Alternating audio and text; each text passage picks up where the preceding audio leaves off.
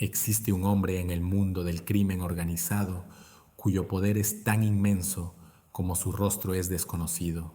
En una era donde los capos de la droga buscan la inmortalidad a través de leyendas, canciones y titulares, él eligió el camino opuesto, el del espectro, el del fantasma. Dirige un imperio multinacional que mueve miles de millones de dólares. Ha estado en la cima de la lista de los más buscados durante décadas. Y sin embargo, solo existen un puñado de fotografías borrosas que pretenden capturar su verdadera apariencia. No es un mito, es una estrategia. Este hombre es Ismael Zambada García, conocido como El Mayo, el último gran patriarca del narcotráfico mexicano, y su historia es, quizás, la más fascinante y aterradora de todas. Es la crónica no del hombre que construyó un imperio, sino del hombre que aprendió a volverse invisible para nunca tener que abandonarlo. Para entender a la figura que superó en poder y longevidad a todos sus contemporáneos, incluido el célebre Joaquín El Chapo Guzmán, debemos viajar a las raíces de Sinaloa, a un pequeño pueblo llamado El Álamo. Aquí, en el corazón de la cuna del narcotráfico mexicano, Ismael Zambada no nació en la opulencia ni en la violencia extrema. Nació en el campo, en la tierra. Sus primeras actividades no fueron con armas, sino con semillas. Fue agricultor y quienes lo estudian afirman que nunca dejó de serlo. Su mentalidad no es la de un sicario, sino la de alguien que entiende los ciclos, la paciencia, el cultivo y, eventualmente, la cosecha. Empezó con pequeños trabajos, contrabando de bajo nivel, moviendo mercancía para otros. No buscaba el protagonismo, buscaba aprender el sistema desde sus cimientos, mientras otros jóvenes de su generación veían en la violencia un atajo hacia el poder. Zambada veía el negocio como una empresa a largo plazo, una que requería discreción y una profunda comprensión de la logística, no de la balacera. Esta visión empresarial, casi corporativa, sembrada en su juventud, sería la semilla de la que brotaría el imperio más duradero de la historia del crimen. Cuando el narcotráfico en México se consolidó bajo el primer gran sindicato, el Cartel de Guadalajara, liderado por Miguel Ángel Félix Gallardo, Ismael Zambada ya era una pieza respetada, pero deliberadamente secundaria. No era uno de los jefes de plaza principales. No era la cara visible de la organización. Era un gerente excepcional, un operador logístico de confianza que aseguraba que las cosas funcionaran. Y cuando el imperio de Guadalajara colapsó a finales de los años 80, tras la captura de sus líderes, el mundo del narco se fragmentó en una guerra sangrienta por las ruinas. Fue en este caos donde El Mayo demostró su genialidad estratégica. En lugar de lanzarse a una guerra por la supremacía, se convirtió en el socio perfecto, en el diplomático de las sombras. Se alió con el ascendente Amado Carrillo Fuentes, el señor de los cielos, líder del Cartel de Juárez. Zambada no buscaba el trono de Carrillo, le ofrecía estabilidad, rutas seguras y una mente empresarial que complementaba el poderío del otro.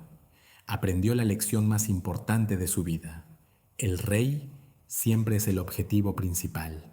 El poder verdadero no reside en la corona, sino en el consejo de asesores, en la figura indispensable que opera tras el telón. Cuando Amado Carrillo murió en una mesa de operaciones, Zambada no cayó con él. Simplemente cambió de socio y se preparó para su jugada maestra. Esa jugada fue la creación de la Federación, más conocida como el Cartel de Sinaloa, una alianza de capos que cofundó con un socio que era su antítesis perfecta. Joaquín Guzmán lo era, el Chapo. La relación entre Mayo y Chapo es una de las dualidades más fascinantes del mundo criminal. Eran el yin y el yang del narcotráfico. El Chapo era el carisma, la audacia, el hombre del pueblo que se convertía en leyenda con cada fuga espectacular. Buscaba la fama, la inmortalidad en los corridos, el reconocimiento como el capo más grande de todos. Era la marca, el rostro público de la empresa. Ismael Zambada, en cambio, era el director general silencioso, el presidente del Consejo de Administración. Mientras Chapo libraba guerras y escapaba de prisiones, Mayo gestionaba las finanzas, aseguraba las rutas de suministro desde Colombia hasta Estados Unidos, negociaba con políticos y empresarios y mantenía la cohesión de la organización. Su estrategia era la invisibilidad. Dejaba que la leyenda del Chapo atrajera toda la atención, todos los recursos del Estado, mientras él, en las sombras, garantizaba que el negocio, la verdadera fuente de poder, continuara fluyendo sin interrupciones. No fue una coincidencia que uno terminara sus días en una prisión de máxima seguridad en Estados Unidos, convertido en un trofeo, mientras el otro, después de más de 50 años de carrera, nunca ha pisado una celda. La longevidad de Ismael Zambada es un fenómeno que desafía la lógica de la guerra contra las drogas. Durante medio siglo, ha visto caer a todos sus socios, rivales y enemigos. Ha sobrevivido a presidentes, a operaciones militares, a recompensas millonarias por su cabeza. ¿Cómo lo ha logrado? La respuesta es un complejo entramado de estrategias. Primero, un control casi absoluto de su territorio, Sinaloa, no solo a través del miedo, sino de una base social. Se convirtió en una especie de estado paralelo, proveyendo empleos, resolviendo disputas y siendo, para muchos, una autoridad más legítima que el propio gobierno. Segundo, una red de corrupción que, según analistas, penetra los niveles más altos del poder político y militar, garantizando la información y protección. Y tercero, su disciplina personal. A diferencia de otros capos, no se le conocen excesos, ni fiestas ostentosas, ni un deseo por el lujo que lo exponga. Su vida, según se dice, es la de un empresario rural y clandestino. La prueba más dura de su imperio llegó con la captura de su propio hijo, Vicente Zambada Niebla, preparado para ser su heredero. Vicentillo fue extraditado a Estados Unidos y se convirtió en un testigo clave contra el cartel, incluido contra el propio Chapo. Para cualquier otra organización, la traición del hijo del líder habría sido un golpe mortal. Para Zambada fue una tragedia personal, pero para el negocio fue simplemente un ajuste en la nómina. El imperio continuó.